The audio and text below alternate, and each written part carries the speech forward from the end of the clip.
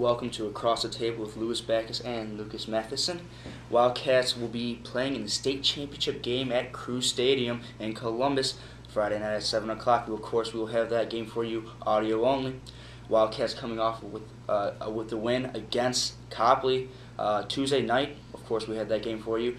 4-1, Lucas. It was a fantastic second half action by the Wildcats. Recap this one for the folks at home. Yeah, interesting that you say second half, Lou. Just to recap, in the first half, both teams, both Copley and St. Ignatius, were having a very difficult time in the first half. A lot of mistakes. Really, mistakes that you did not expect a team of the level of St. Ignatius or a team of the level of Copley to be making. But St. Ignatius, state championship caliber team, pulled it together in the second half and scored 4 goals, 3 of which in a matter of, I think it was 6 minutes and 25 seconds, which is a barrage to say the least. And really, the Wildcats, they looked like state champions in the second half against Copley in their last game. Their passing, was wonderful as always, but really the change was they were able to finish, and that has been a problem for the Wildcats in the past couple of games here in the playoffs. With so many, having in these games, they're having a lot of opportunities, but are just unable to finish until overtime. But in this game, luckily they were able to score a lot of goals in the second half and get a nice, a safe victory. Like a victory that was assured about.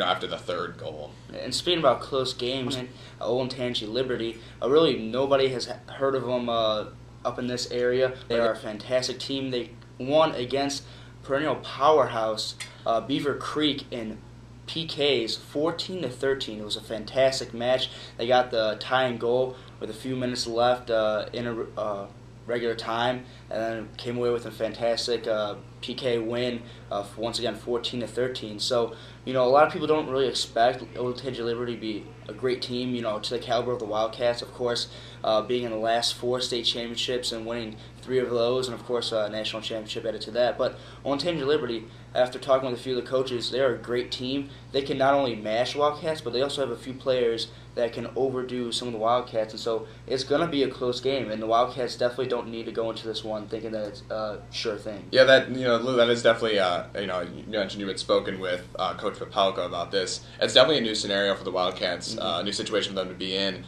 because it's not often that teams have multiple players who are more talented than the Wildcat players. Obviously the Wildcats immensely talented. So, really, but this is what you are going to expect from a state final game. If you get to this point, you're obviously a good team. There are no flukes. Throughout the entire OHSAA soccer playoffs, that just does not happen. That's not the way it works.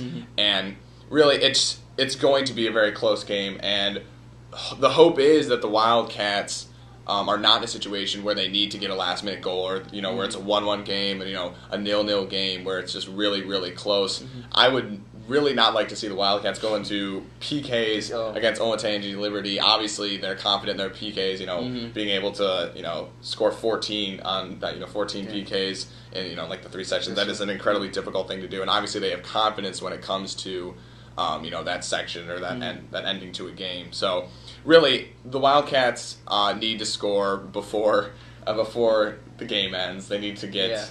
They need to. I really feel that they need to pull this one out in regular time.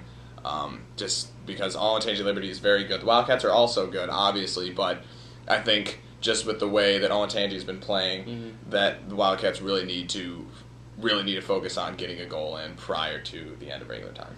And so that does it for soccer here. We're going to switch over to football for a second. The game will be played Saturday against the St. Edward Eagles, rematch number 2 of the year. Of course, we will have that one. It's also on STO, but turn down STO and turn up the SIBN. And so listen to John Fanta and Greg Zeiden for that match. But once again, Friday night, 7 o'clock. Either go ahead and drive down to Columbus Crew Stadium or turn on SIBN and listen to myself, Backus, and Matheson. Thank you always for listening, and see you guys.